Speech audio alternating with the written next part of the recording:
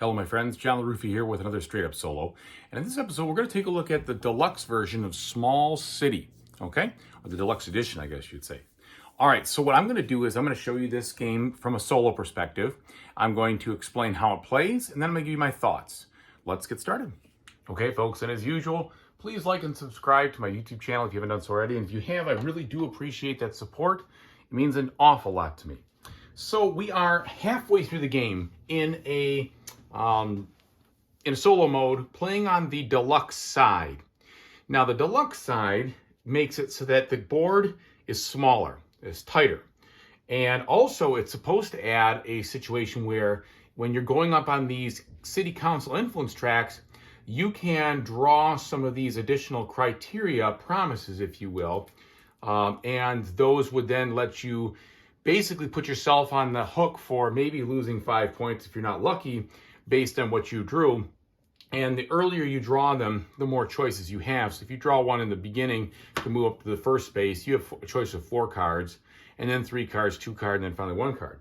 The problem is, and I'll announce this right now, almost all of these cards are conditional based on the number of players. So this has the least amount of this, have the least amount of this, have the least amount of this. Okay, this one isn't. This one says you have to build a police station and a fire station. But in a solo game, those really don't have any effect. So I guess the only reason that you'd use those would be if you drew this card. All right, there's one. This one has to do with an expansion, most amount, most amount, most amount, most amount, least amount, etc. So you can see basically there are 3 cards in here that you can play with solo because the rest of them don't make any sense. You're always going to have the most or the least.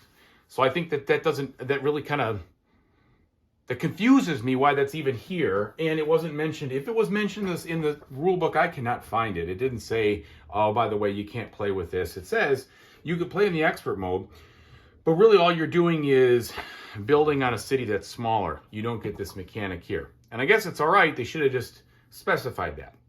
Now, the other thing that you don't have in a solo game that you do have when you're playing multiplayer is the concept of tourists.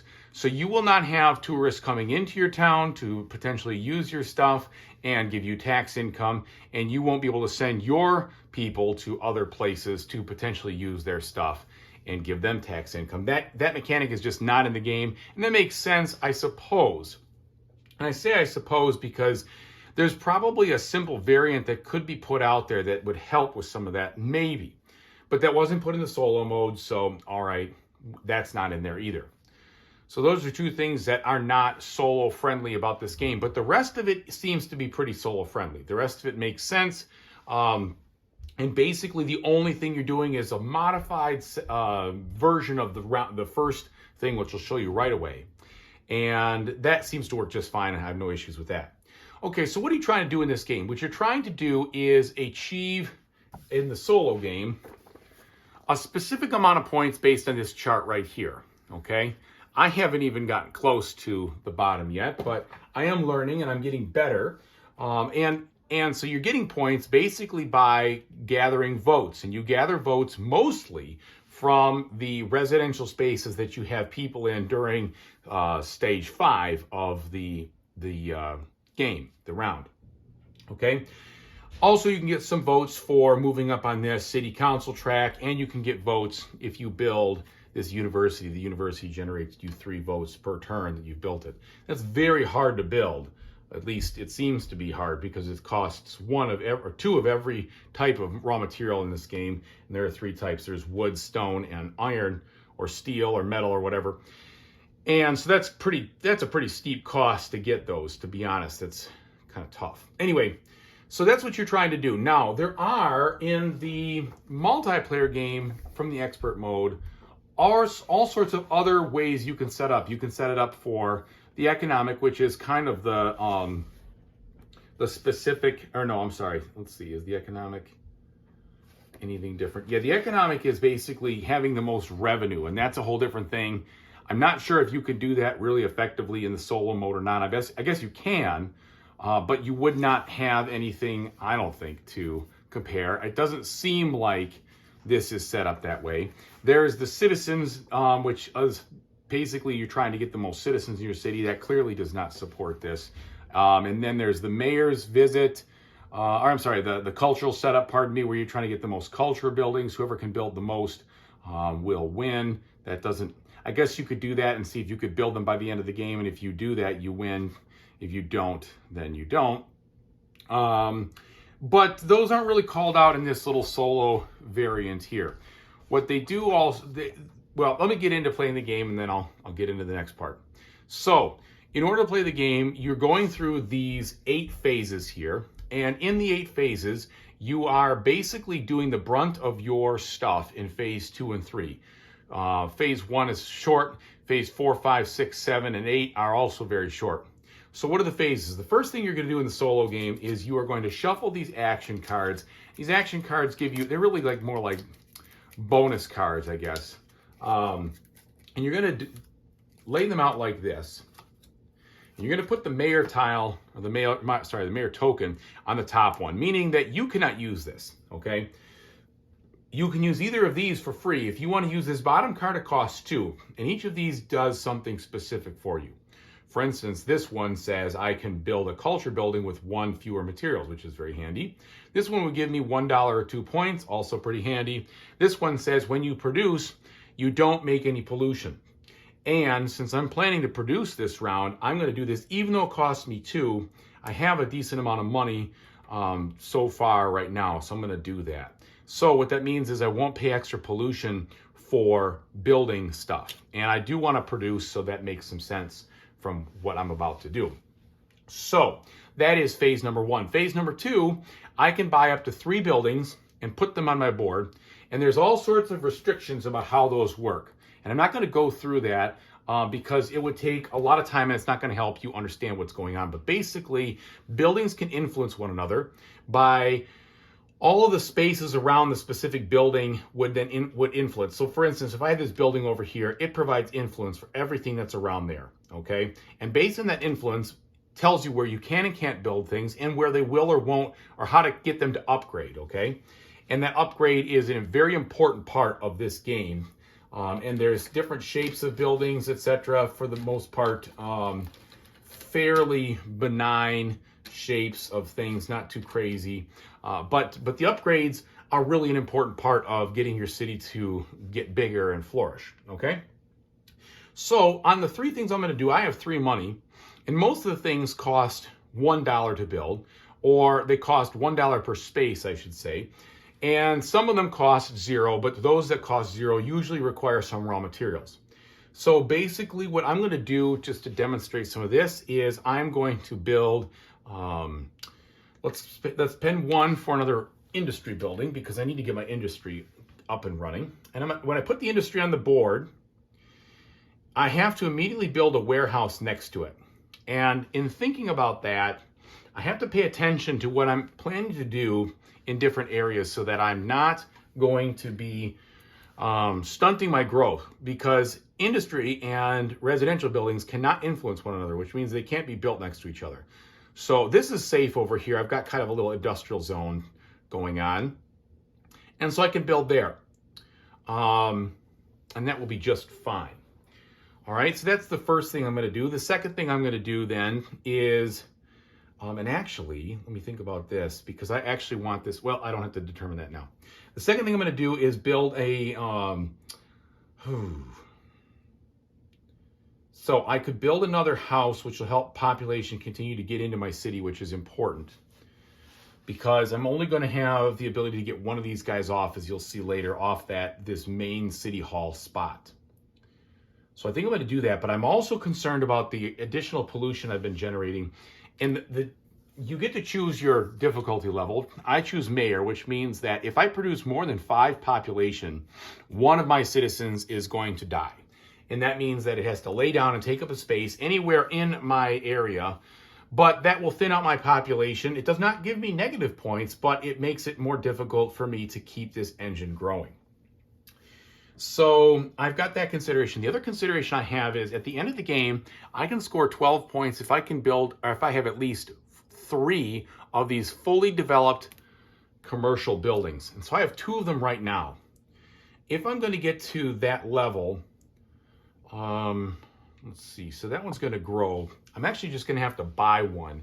that's bigger than level 1 because I'm already so far into the game, it's not going to make it if I don't. So what I will do based on all that is I'm going to buy another park to help with pollution, and I'm going to buy another residential to help with the expansion of everybody else. I'm going to put this residential over here. I don't expect it to get very big because of the fact that I've only got it built next to one culture building, but that's okay. I could do that, or I could put it up here. And in fact, I just took back what I said, because what I need to do is I need to have this center commercial building right here touching or influenced by 4 different residential buildings. That'd be 1, 2, 3, 4 in order to grow that next space. And I needed to do that. So we're going to put that there. And that will help and allow that to go according to plan. Okay, so I have built my 3 buildings. I'm out of money. Now I do the upgrades. So let's see what can grow. Well, this one's already maxed out. That's not going to grow. This is maxed out. This guy can grow. So I'm going to grow him into a level 2. And we're going to grow him that way. And then I'm going to grow him into a level 4. That'll be one of the 3 that I need to get where I'm going. Now, there's very specific rules about growth. The building must grow, which means the orientation that was in needs to stay in that orientation. And that is kind of important, maybe more important than the multiplayer, to be honest, based on your tourism stuff. But still something you have to take into consideration even in the solo mode. So those all expanded. Because I built this round, even though it has the refinery next to it, it is not allowed to grow. You cannot expand a building or have it upgrade, pardon me, the round you build it. That's just not allowed. So that's not possible. So I think my expansions, upgrades, however you want to call it, those are done. All right, now we go to phase 3, and you have to carry out in this order. So first, you have to move people off the space they're on unless they are in a residential spot. So they have to go. So this guy cannot go back to the same spot he was in, nor can he go to a spot where someone's already been. He has to go somewhere else. Well, that's okay. I had a plan. I'm going to spend a lot of effort here making a lot of different things because I took this bonus right here where the pollution does not get generated by making the goods. Normally, every good you make or material you make generates an extra pollution. That does not happen. And then the next thing I'm going to do is I'm going to move this person over here to help me score a few more points. Now that I've done that, I can move people off City Hall onto my level 1 and only level 1 residential buildings. So they can come out here and then start to participate. And then, based on the empty number of industrial buildings, people would move from this career area into my City Hall. Well, I use them all here, so I'm not going to be able to grow this right now. And perhaps that's foolish.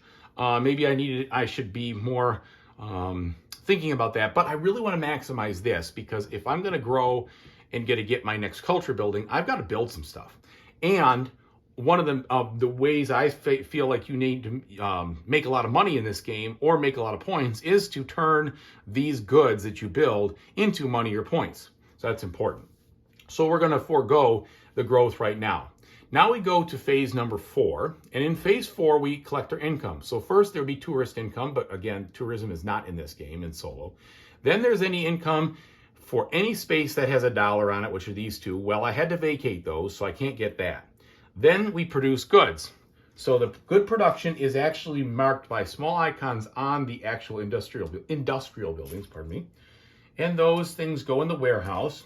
And if you don't have space in the warehouse, you can actually put them into your City Hall, which doesn't make a whole lot of thematic sense, but it works in the game, I guess. Then we look at score points. So this is gathering votes based on where people are. So a person standing in a level 1 building gives you 1 vote. So that'd be 1, 2 for those guys, right? 1, 2. But as you fill up a larger building, you get 1 vote. The next guy's worth 2 votes. The next guy's worth 3 votes. It's so on all the way to the biggest building, which would be, a level 5. And if you had a level 5, you get 1 plus 2 plus 3 plus 4 plus 5. So that would be a maximum of 15. And you basically that's how you really get the points going. Now I haven't really succeeded very well on that so far, at least. So this gives me 3 extra points right there. 1, 2, 3. Okay, so we've done that. Now we have to look at how much pollution we generated. Well, you generate 1 pollution based on each person that's in the city but is not standing in the city hall. So that means 1, 2, 3, 4, 5, 6, 7. I've generated 7 pollution plus 1 for each good that I made, but because of this guy, I don't have to add that. So it's 7 minus the number of spaces in parks. 6, 5, 4. So that's 4 pollution. So that puts me to 12. That is under the 6 limit. If I had made 6, one of my guys would have to die right now. I'd have to lay him down, but I don't have to worry about that. The thing is, at the end of the game, all your cumulative pollution is subtracted from your number of votes. So the more pollution you have throughout the game, the lower your score is going to be at the end.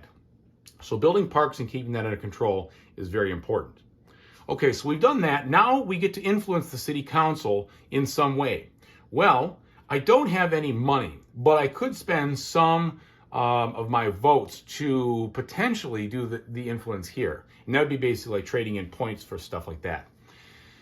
Given that I'm going to be a little shy on cash next time, it actually might make sense for me to trade in 3 points for $5 if I can think about how I want to use it, and I've got a plan for that. So what I'm going to do is I'm going to actually go back 3 points, 1, 2, 3, and go up and get the $5. Now, I would like to be able to draw one of those cards, those promise cards, and do it for free, but they don't seem to be compatible with the solo mode, so that's not going to be able to happen. You can only do that once. You can't do that more than once. And if you decide to start over on a track, you can start over, but you got to begin at the beginning. You can't just swap down here. And the cost associated is either in points or money, or like I said, in those cards. The final thing is I advance the round here, and then we're done. Now, on each odd number round, we would deal out these 4 cards, and each even number round to start it again, I would take these, put them in the discard, set them up to the side, take the 4 cards I didn't use, deal them back out like so, and put this down here.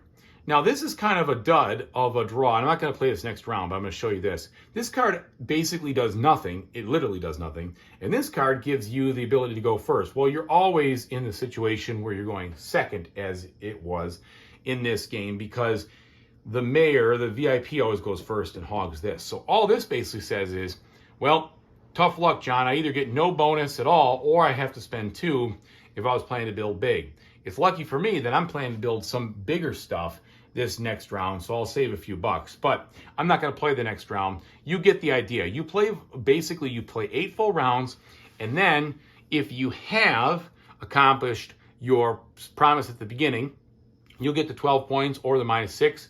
And this all depends on how aggressive you want to be. There are easy, medium, and hard promises. The hard promises award you a lot more points, but will penalize you a bunch if you don't get them. This is a medium promise, and then there's the easy ones, which is, I think it's 6 and 5.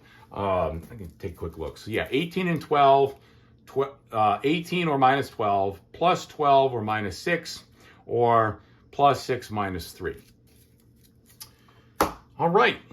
That's about the size of it. This right here is supposed to be a player screen, but it makes a lot more sense in the solo just to leave it laying flat out so you can see everything.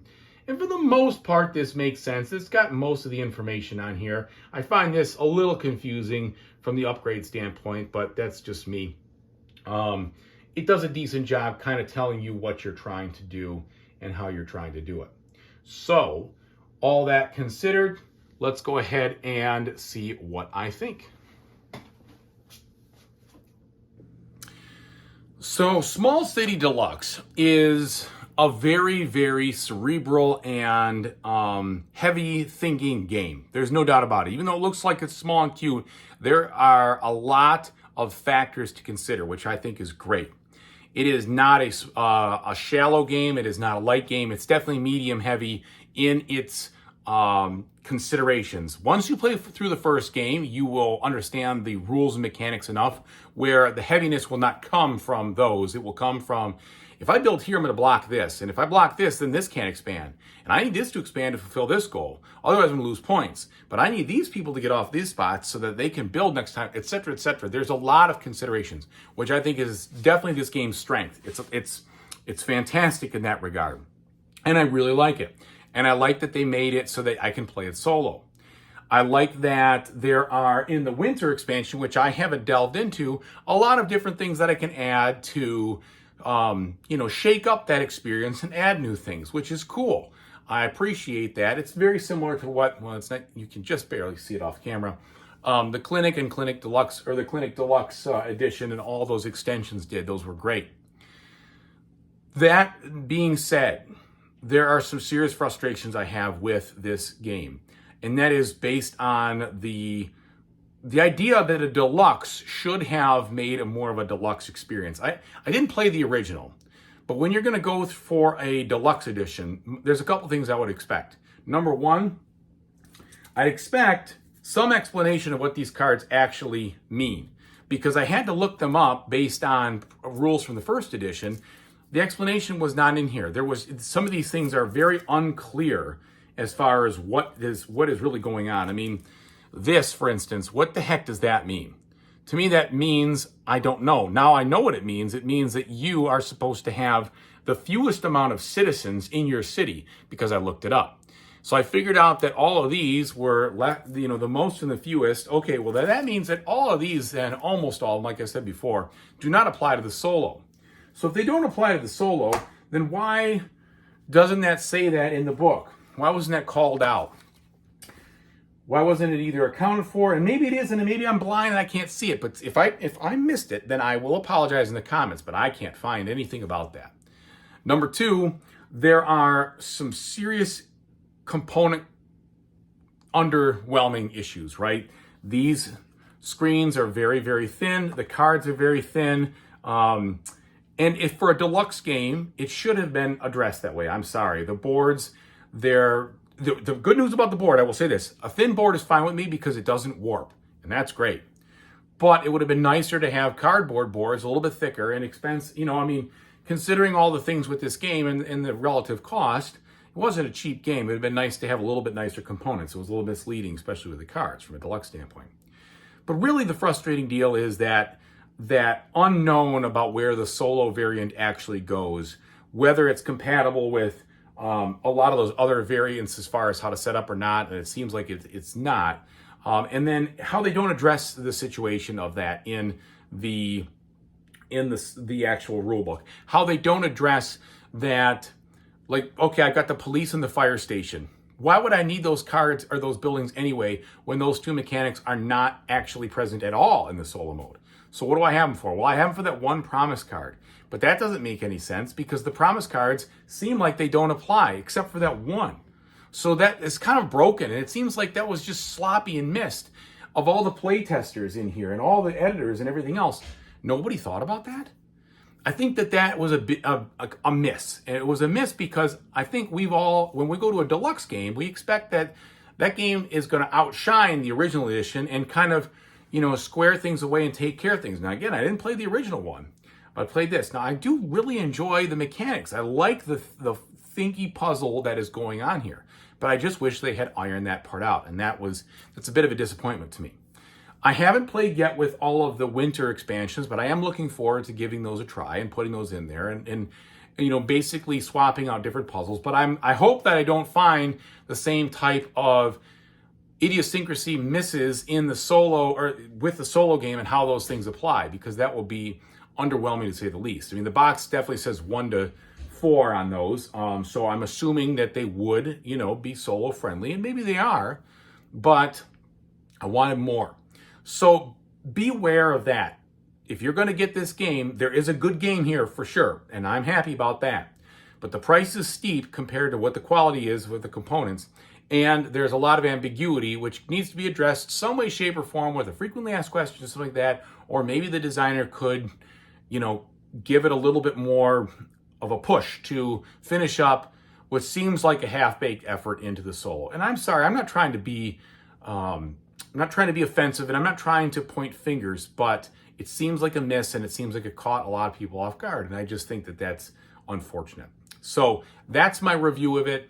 As always, take it with a grain of salt. It's just what one man thinks. Your experience might be completely different. And I do recommend, if you like this type of game, this will provide you with a very cerebral puzzle to try to solve, and it is fun to play.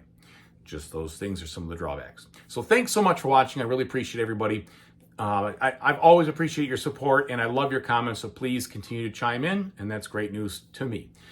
But whatever you decide to play in the future, I always hope that you have a great time doing it. Take it easy, everybody. See ya.